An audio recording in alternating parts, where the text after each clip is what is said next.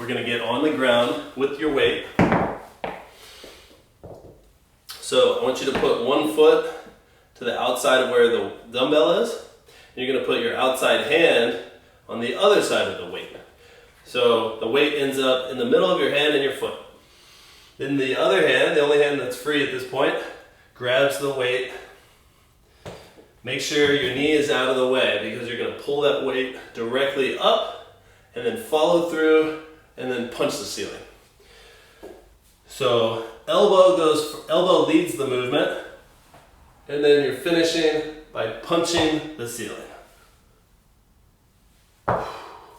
Do them all on one side, switch, foot goes on the outside, hand goes down, the inside hand grabs the weight. Pull, punch.